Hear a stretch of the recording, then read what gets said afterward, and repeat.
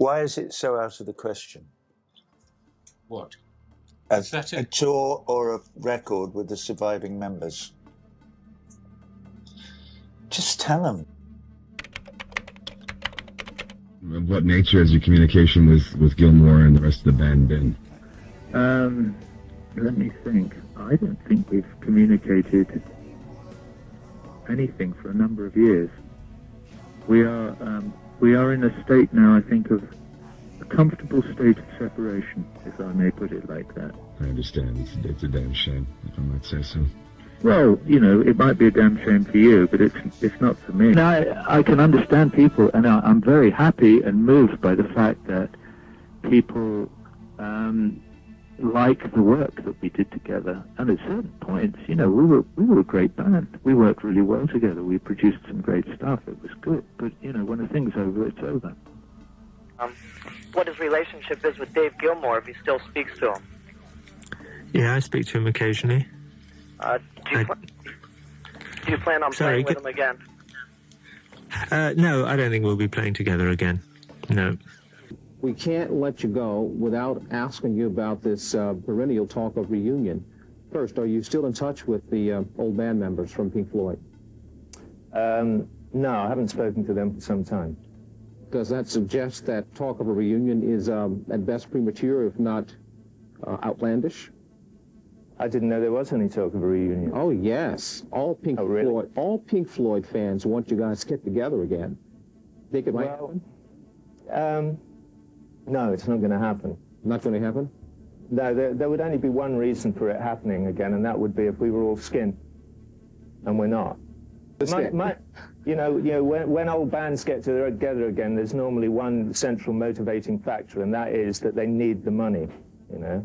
And people grow as they get older, and they change, and they move in different directions.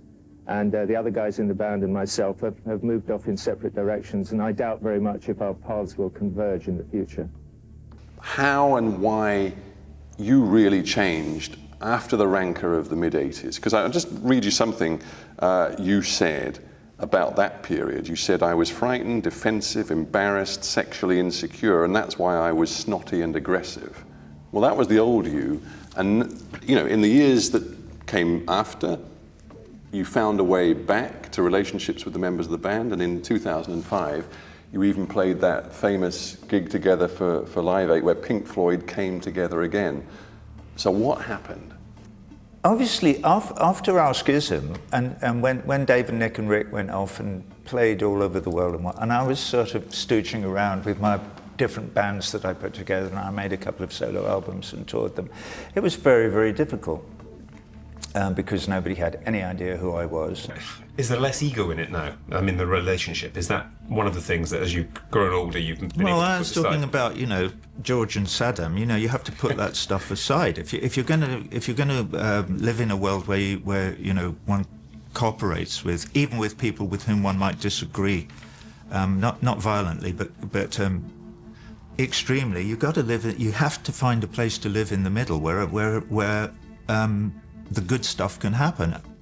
I took Live 8 as a great opportunity. I've been sort of banging on about how the problems, a lot of kind of problems we face in the world are people that one or other extreme end of some political or religious hegemony, you know, not moving. And so you've got Bush over here and Bin Laden here, and in my view, they're both equally insane. And there's all this death and destruction going on in between because, well, now, we sort of need to find the moderate ground in the middle if our kids are going to be able to go off to school in the morning and come back in one piece, you know, and if we're, as a race, going to be able to lead a more peaceful and a more joyful life. So I was feeling mildly hypocritical that, you know, here was I, so not having spoken to Gilmour for 20 years or something like that, which seems slightly ridiculous in, you know, men approaching 60, actually over 60 years old. And so when the Live 8 thing came and Geldof was scurrying around trying to sort of get us to get back together again, I was just all for it, which is why I made the phone call to Dave and said, come on, let's do it. Was that hard to pick up the phone after 20 years? No, it couldn't have been easier. Or it was just like, oh, I popped out to the only hard thing is I said to Geldof, I was on the phone talking to him, and I said, well, I said, all right, I'll call him. Now, of course, you reformed famously for Live 8. We did. And now, I suppose there's a number of questions. The first one was that an enjoyable day? Oh, it was unbelievable. It was fantastic. Yeah, I had a great time. Do you think, is there any likelihood of Pink Floyd getting back together again? I mean, I see no reason why we shouldn't. As I say, that it was enormously enjoyable that day. And did the others enjoy it as well? Yeah, I think so. Yeah, yeah, they did enjoy it. I don't think so. I know they enjoyed it. You did enjoy it. Yeah, so they the did. gauntlet's gone down. The studio is available for you. It was like, it was a bit like slipping on an old glove. You know? No, seriously, the first day we rehearsed, you know, we sort of wandered in and started playing Breathe or something, and it immediately felt kind of comfortable. It was good. It was fun.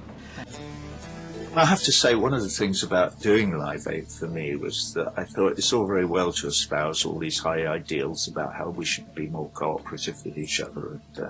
And here I am, you know, and there's a guy who I worked with closely for a number of years who I haven't spoken to for 20 years or whatever it was. And it was kind of ridiculous. I was really happy to be there, you know. From that moment, yeah, what are the chances of you and the other guys of Pink Floyd getting back together for something longer lasting, another tour, another album? I think another album is a bit of a stretch. However, to play live again together, I mean, I'd do it in a heartbeat. So will it happen? Well, I think you'd have to ask Dave, you know, because I think he's pretty reluctant. Could you play again with him? Sure. Do you think you might? I mean, obviously your fans want to see Pink Floyd together again. I honestly don't know. I mean, I have absolutely nothing against it in one way or another, whether it was another little one-off like that or whether we were to do something together as a sort of last hurrah. I have no idea. You know, and I haven't spoken to Dave about it. I've spoken to Nick about it a bit, because Nick and I are friends. So you're sort of open-minded about it. If it comes up, you could do it. It's not as if there's this big weight pressing on you that tells you can't. No, absolutely not. No. Was it fun? Yeah, it was. Yeah, it was a lot of fun. I have an article here that says, and you can confirm, deny, hopefully make some comment on it, Roger, that you played a while back, I think it was last year, with Dave Gilmour in Oxford for a charity. You just got together and did your stuff, and in return, says the article, Dave is going to appear at one of your wall shows in the UK. Is the article correct? He had this idea, which he thought was really, really amusing, that wouldn't it be funny if he and I sang the Phil Spector song, To Know, Know Him is to Love, Love, Love Him. And I went, yeah, that would be effing funny. That would be very, very, very funny. Brilliant idea. And he said, well, let's do it. And I went, oh, yeah, all right. And then the time got closer, and I said, listen, you're going to have to send... I had no idea how the song goes or whatever, so you'll have to send it to me. And he sent me this thing. And he went, why don't you sing this harmony part and that? And I thought, I can't do that. It's way too difficult, you know. It's not my thing. It's not my style. It's not my whatever. So I said to him, look, Dave, I can't tell you. I'm so busy. I'm trying to put this tour together, and I cannot learn all that. I'll come and do the gig, but let's just do some old Floyd songs and be done with it. And he went, no, please, no, I really want to do that. I really want it. He went on and on and on and on. And I went, no, stop whining, you know. And he went, all right. If you sing that song with me, I'll sing Comfortably Numb at one show on your tour. And I went, you're not serious? And he went, yeah, I am. And I went, all right, I'll do it. Oh, great. And I did. Okay. So, and we're still waiting. He will. I believe he will do it, but my lips are sealed. You still constantly get asked. No, I don't. People have finally realised that they're flogging a dead horse. Do you think they really have? Oh yeah, absolutely. I mean, I tell you why, because people very, very rarely bring it up with me at all, you know. And is there no part of you which looks at, Jagger and the Stones, looks at David Bowie, looks at all these... Well, Bowie hasn't toured for years and years and years, but anyway. Well, he's released an album which is now getting huge plaudits. And I just wonder whether you sometimes look at that and you think, you know what, Pink Floyd could still... produce new music. It's so weird that you should be asking me this question, because normally you're really intelligent. Are you still in close contact with David Gilmour? If so, do you consider yourselves to be his friends, enemies? Well, it's definitely not enemies, but I'm not in close contact with David. I very rarely speak to him or see him. Are you? I haven't seen him for a while, but we obviously saw quite a lot of each other this year. And I certainly wouldn't describe myself as his enemy.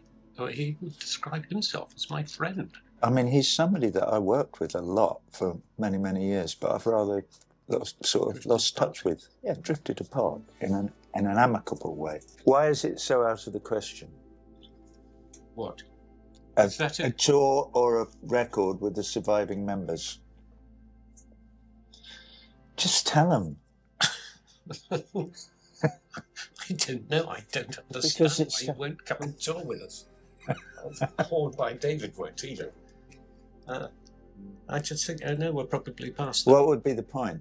Why would one do that? You told one of my colleagues that there was a big peace meeting, an attempted peace meeting between you and Gilmour, and that it didn't work out as planned. You had a peace plan that you presented to him? It's funny that yeah, I did. It's funny that you should say between me and him. There wasn't an elephant in the room. There was a drummer in the room. Oh, he was there. Okay. Wow. Yeah, of course he was there. Okay. You know, only 3 of us live. Sid's dead and Rick's dead. And as far as I know, there were only 5, unless you count Bob Close, you know, and Mike Leonard and, you know, those guys from the very beginning. But there were really only the 5 of us involved through most of it. Yeah, Nick was there.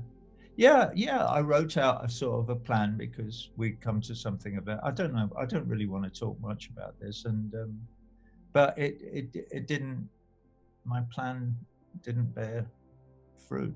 Obviously, if you're a fan of those days of Pink Floyd, well, then you have a different point of view. I had to live through it.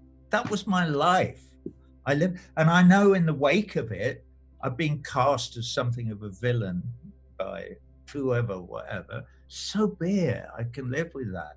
But would I trade my liberty for those chains? No fucking way. So that's not what the peace plan was. It was not any kind of... Of course not. Nothing to do with that. This was just, can we release the remastered vinyl version of Animals without it turning into the Third World War? Wouldn't that be nice? Yeah, right. I actually suggested going democratic. I said, why don't we just have a vote? There's only 3 of us. And then we can decide all those things like that. And at least we can just get on with, but they wouldn't have that. They didn't. Yeah. God knows why. Not that there is a God, but you know what I mean.